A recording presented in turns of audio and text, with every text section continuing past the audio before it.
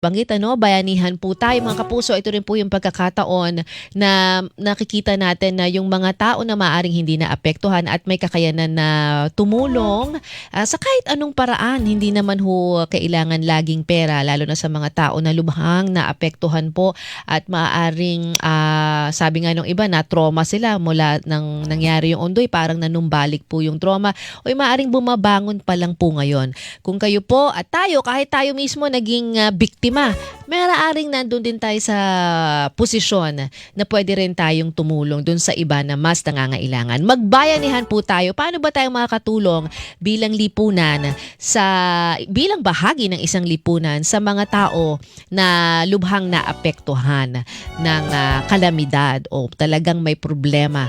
Nasa linya po natin ngayon si Dr. Gerald Abergos, isa pong sociologist. Doc, maraming salamat sa pagkakataon na. I hope you're safe also, yung pamilya. Ay, salamat, Miss Ala. Okay naman, safe naman ang family. Pero syempre, binaha at medyo may nalubog na mga iba mga gamit. Talaga. Ikaw okay din naman. pala. Tagasang area ka ba, Doc? Ang bahay po kasi ng wife ko ay nasa Singalong, Manila. Ayun, So, we were Maynila. there. Malakas Opo. din yun eh. Oo, mataas din ang Medyo, baha. yes po, mataas ang baha po doon. Pero okay naman po, na-manage naman po na maayos. So, Nakapaglinis na. nakapaglinis po. Doon din po sa night ng Yun. Tuloy-tuloy, walang tulugan. Yun ang bayanihan din eh, pati sa paglilinis. O ayan, Doc, maaring... Kasi pati yung mga kapitbahay po na actually yung iba wala doon sa lugar nila, yun sinabay na rin po ng linis. Totoo po yan. Kailangan po natin magbayanihan. Yes, o yan. Nabanggit nyo na yung bayanihan. Paano ba tayo makakatulong? Bilang miyembro ng lipunan, kayo biktima rin. Pero meron kayong mga pagkakataon na maaaring tumulong pa rin sa ibang mas maaring mas malala. 'Di ba? Bilang kasapi tayo ng lipunan, paano tayo makakatulong ba? Sa iba, 'di ba? Syempre community 'yan eh. Sinasabi niya, ang unang saklolo mo daw ay yung kapitbahay. Ang unang saklolo mo ay yung community. Ito yan. At ganoon din, ang unang tutulungan din po natin ay ang community natin. Of course, our families and the community natin. Now, pag sinasabi natin, nabanggit niyo po kayo na Miss Dala, yung medyo may na-trauma ang konti, totoo naman po yun. Karaniwan ng traumatic ang experience, mga bata, na yung lalo na yung ngayon pa lang nakaramdam, nakakita ng ganong klaseng mga sitwasyon na biglang baha. Kasi, misala, sa mga bata pag umuulan, two things po yan eh. It's either masaya sila dahil yung iba naglalaro, ligo sa ulan. Yung iba naman natatakot sa kulog pero nag-normalize naman. Pero yung idea na biglang nagkaroon ng baha at pinasok ang bahay, medyo sa batang munti ay nakakatakot na rin po yun para sa kanila. Kaya yung trauma na nababanggit po natin kanina, actually hindi na naman po mga bata ang natatrauma dito. Pati rin po tayo mga adults, may traumatic experience tayo sa mga yan, hindi lang po natin pinapahalata at hindi lang po natin pinapakita. Dahil we have to be strong to other people. We have to be strong to our family. So, ganun po yun. Yun po ang unang-una natin pwedeng gawin. Sa kanya-kanyang pamilya po, although it really is traumatic and saddening, siyempre, we have to make sure na maipakita natin na malakas tayo, na matatag tayo. Dapat ipakita natin sa families natin, sa community natin, sa kapitbahay natin na kahit medyo maraming nasira, maraming nawala, maraming nasalanta sa ating mga pamamahay, we stand strong. Babangon ka. Bakit? Mang-aring makontrol natin na pwede natin magawa. Anong effect nun? Anong effect no kapag may yung isang tao talagang lugmok na lugmok, wala nang natira eh. Limas nabaha lahat ng kanyang gamit, 'di ba? Ang daming nasira. Tapos may nakikita siyang kapitbahay na ganun din naman nangyari pero bumangon, nakangiti pang naglilinis, tinutulungan pa yung kapitbahay. Anong effect nun sa tao? Kahit wala kang sinasabi, just seeing you na malakas at you're strong. Nakakadala po yun na para siya rin ay umangat sa buhay, para siya rin ay bumangon, taas noo, harapin din yun. Bisara, maganda yung sinabi nyo kanina no, na may isang nalugmok, may isang hindi. Baka mamaya we come in too strong. Baka mamaya ang dating parang, wala kami, okay kami. Pero ay, Oo. kawawa naman sila. It's not supposed to be like that. Maging conscientious po tayo sa ating mga kilos at sa ating mga reactions pagdating sa mga kasamahan po natin na medyo mas nasalanta. Ang ginagawa po natin ay hindi pagko-compare sa kanila na we were ready at sila hindi o hindi sila nakinig or things like that. Hindi naman po ganon. Kaya po natin ginagawa yon is to inspire them. Makita nila na lahat tayo ay nagpupumilit ding ayusin ang mga bagay-bagay na maibalik as much as possible sa normal. Maganda po yung sinabi nyo, Miss Dala, kasi baka mamaya we come in too strong, parang mayabang yung dating dahil hindi tayo nasalanta. Maganda yung sinabi niyo pong yan. Meron akong nakausap. Sabi ko, kasi nga binabaha siya eh. So, sabi ko, ba't ayaw mo pang lumipat? Tapos sabi niya, alam mo, kung lilipat man ako, ayoko nung sa sobrang layo. Gusto ko dito pa rin sa area ko. Kasi iba yung, meron na daw siya bang, panatag na ang loob niya dun sa komunidad. Para bang alam mo na kahit na anumang dumating sa komunidad nyo, alam mong may tutulong, mas kampante ka, kilala mo yung may ganun palang effect yung community. Kaya di ba parang sinasabi mo, bakit?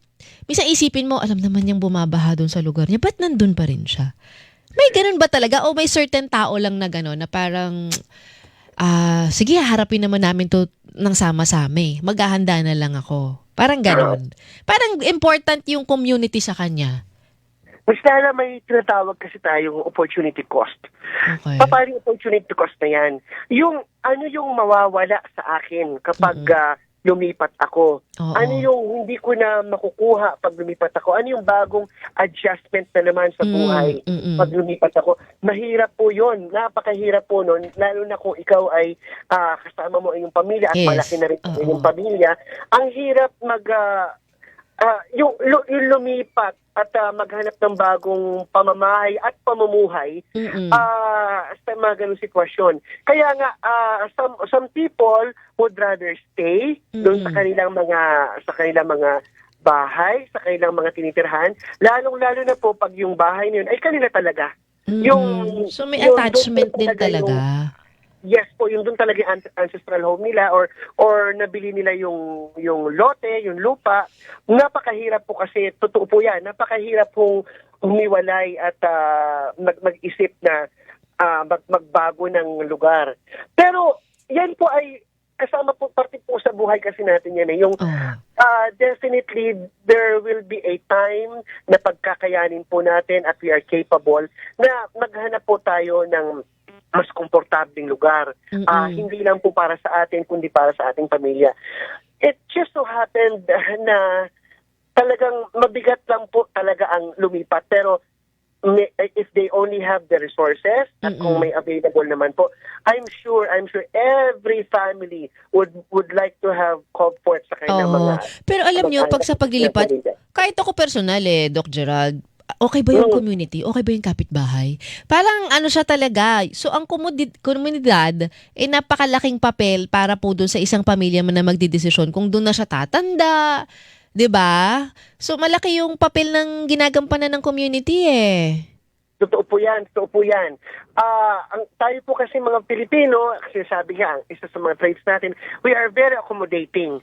Paano po yung very accommodating na yan? Yung kapag may kakilala po tayo, sinasama po natin siya sa ating family gatherings, tayo rin sa kanila, doon nabubuo yung tinatawag nating komunidad. Now, hindi naman po exclusive lang sa Pilipinas siya, sa mga Pilipino na may komunidad na ganyan. Hindi lang po tayo ang ganyan. Mas ano pa po ang ibang kultura. However, we are faced with many opportunities for us to strengthen that bond.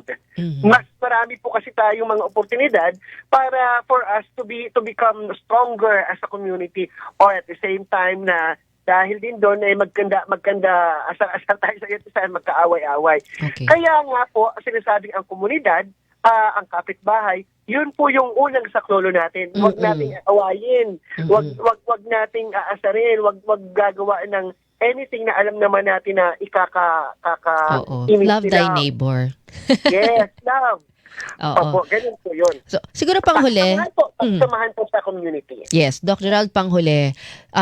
Paano po bilang bahagi tayo, lahat tayo, 'di ba, bahagi ng komunidad, paano tayo makakatulong? Yung iba iniisip laging pera. Pwede namang hindi kasi lalo kung nasa lanta ka rin. Paano tayo makakatulong din sa ibang tao bilang part of the community sa mga ganitong pagkakataon na may matinding pagsubok ang marami? Sa isang community, Miss Dala, it takes a strong leadership. Kailangan may tumayong leader. Kailangan merong magsabi na, let's do this. Kailangan merong magsabi na, mag-i-start ako, tulungan niyo ako pagdating dito. Yung pagiging leader po ay hindi yung pagmamando, yung pagiging diktador sa komunidad. Hindi po. Pag sinabi nating pagiging leader, ikaw yung mag-set ng example and you let people help you. Ikaw yung mag-set ng example to inspire people to help you para makatulong. Now, yun po yung tanong nyo kanina, paano tayo makakatulong? Simpleng-simple lang po. Katulad po yung nasabi ko kanina, nung gabi pa lang po na humupa na yung baha, nagtulungan na po ang mga magkakapitbahay, mga pagod na po yun ha. Pagod na po yun. Pero sa lugar ko po, sa lugar namin, hindi naman po gaanong kasalanta. What we did was, we also helped others. Nakibuhat na rin po kami, na tumulong na rin po kami, na hindi naman po na sinasabi na tumulong kami or sumama. But we know they need help. Pagod na rin po sila. At kasama rin po yung sa mga bata, yun din po yung mga pwede nating maitulong, especially kapag may mga young ones at home, yung ipaliwanag lang po sa kanila, yung kung bakit nagbabaha, ano yung dahilan yan, bakit gano'n, and how can we prevent that. Lesson din po to sa kanila eh. Who knows? The children are our future eh. Yes. Baka mamaya, ayawan nila yung mga ganitong pangyayari sa buhay na, and in their time, they will find a way to solve and to better their life. Yun. Much better than what we have right now. Ayun. Naku, Doc, maraming salamat po ha. Sama-sama po tayo sa pagbangon. Ingat po kayo sa ulitin. Thank you po at magandang umaga po sa inyo lahat. Dr. Gerald Abergos po, isang sociologist. Mabilis na shoutout ako sa aking FB page. Si Jeffrey Jacosalem, si Luisito Corpus, at si Armando Ranga. Maraming salamat po. At sa iba po, nabasa ko na rin po yung iba niyong si Hermenilo Domeng, si Man Rutor, at si Alfredo Selecki. Salamat po ha. Yung suggestion niya, yung iba meron siyang ibang brand. Basta disinfectant, okay po yun. At susunod na po mga kapuso, ang Bantay Balita sa Kongreso. Ang makakasama niyo po ay si Nympha Ravelo.